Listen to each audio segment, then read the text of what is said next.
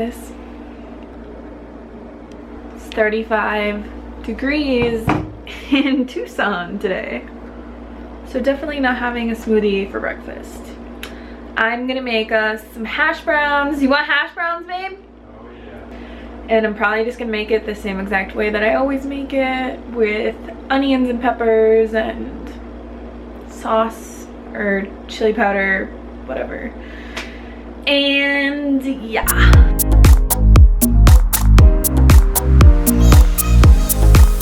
I build my love like a castle in the sand, and when it comes down, it comes tumbling to the ground. When she speaks, it's a dangerous fantasy. It sets me free. It's where I wanna be. She sets me free. It's where I wanna be, wanna be. She sets me free. It's where I wanna be.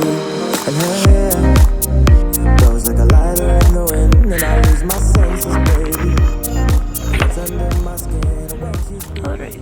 So, I've been getting a lot of questions about cycling and things like that. So I'm going to talk about what I know a little bit today. I'm not like, you know, really experienced some people. So I haven't been cycling like a super duper long time or anything. I got my road bike about almost 2 years ago, and basically when I was cycling in Minnesota I was just cycling like on the flats and stuff, and I was really inconsistent with it as well. Like I would have like spurts of being consistent, but I don't know, I never really saw any significant increases in my fitness until I started doing like speed training, because that's really all I could do, because it was just a flat area. So I would do speed training where I would find a segment that was about like 2 kilometers long and just push myself as hard as I could on that one segment every other time that I would go out, or every time that I went out. And that was kind of how I trained in Minnesota. But like I said, I was pretty inconsistent with it because the weather is just so up and down, and it could be freezing one day, windy as heck the next day, raining the next day, snowing the next day, and it was just harder. And really it was just more of an excuse. I could have gotten out and did it, but it was just an excuse.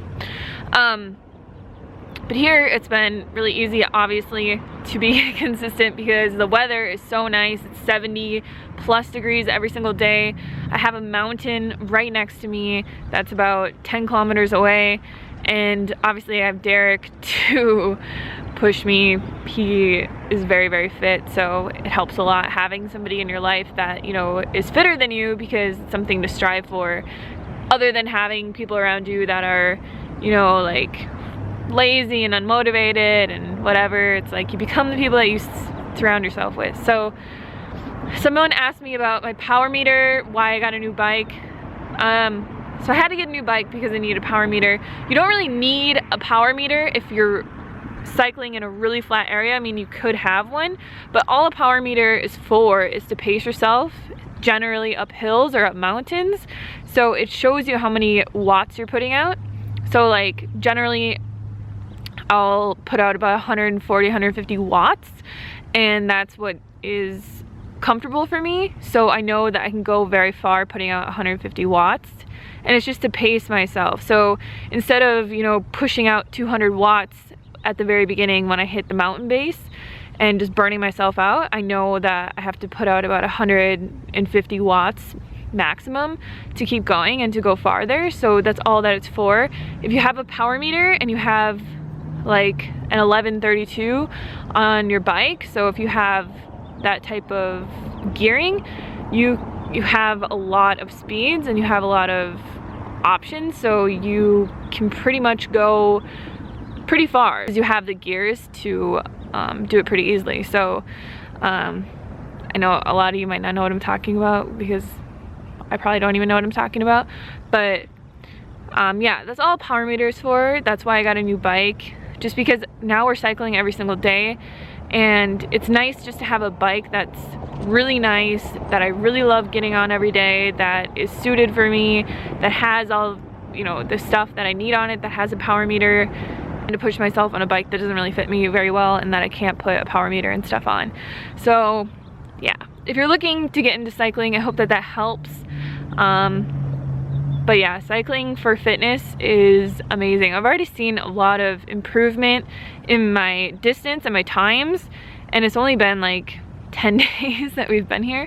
So I'm really excited to see how it goes. I actually took like before photos, because like I said before, like I've lost a lot of weight, but also I'm not very like toned and fit because I've never had fitness in my life. I was always a smoker, drinker, always under eating and not into any type of exercise at all. So it'll be really interesting. I'm gonna do a 1 month update once it's been a month of me cycling up Mount Lemmon 4 times a week. So I'll show you guys like my before and what I look like a month later. And yeah, you guys can see my progress and stuff just because I know that you guys really like that stuff. And I really do think cycling is the best sport because it's just low impact. You can do it every day.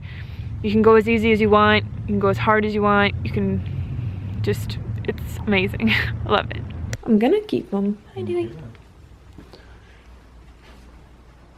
Derek's cleaning his bike. So for lunch today, I'm gonna make some sushi. I have 3 nori sheets left. And I'm like, what am I gonna do with these? So I'm like, I'll make 3 sushi rolls. So I have cucumber and I have avocado. I'm just gonna use like 1/4 of an avocado because trying to keep the fat low. Somebody was like, I thought you weren't gonna eat any overt fats for this challenge. It's like, no, it's keeping your fat really, really low. So you can have like a teeny bit of overt fats. It's not like cutting everything out. I'd say maybe we have like 1 avocado a week. That'd be like how much overt fats that we eat. We eat very, very little overt fats. So yeah, can make that. There is lunch. So good. So yummy.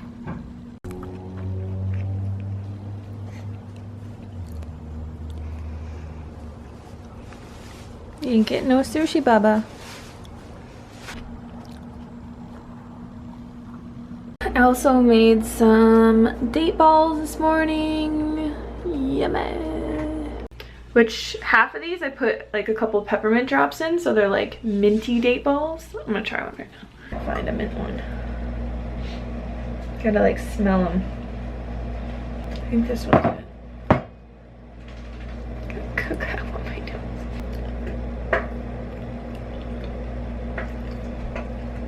Oh yeah. Try this mint one.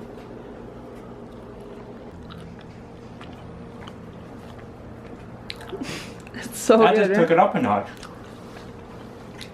It's kind of like a peppermint patty. It is. All right, we're going to test out our new bikes. Got the long sleeve shirts on because it is freaking cold in Tucson.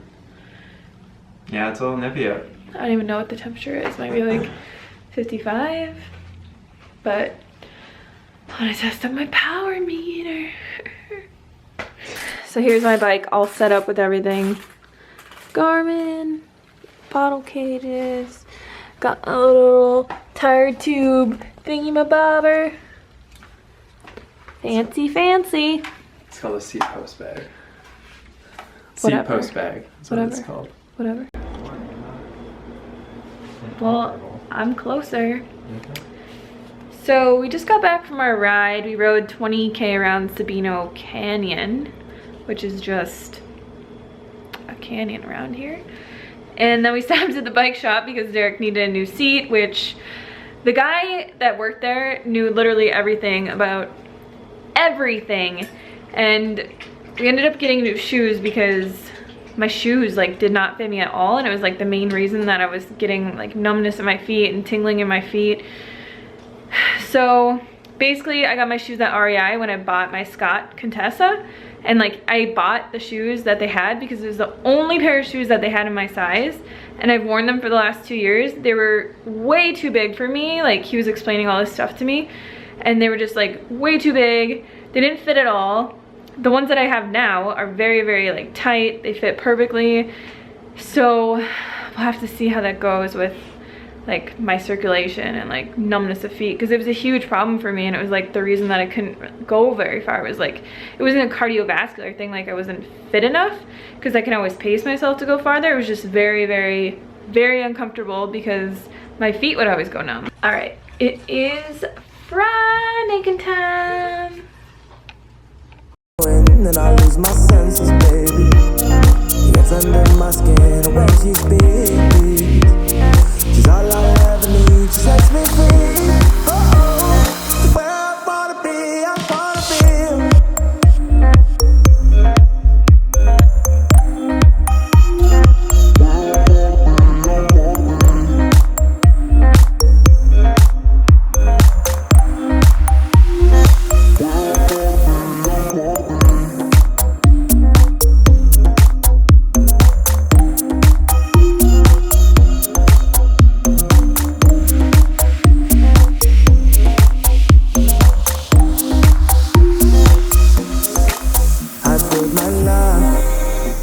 Dinner is done. Castle in the sand, and when it comes down, it comes tumbling to the ground when she speaks. It's a dangerous fantasy.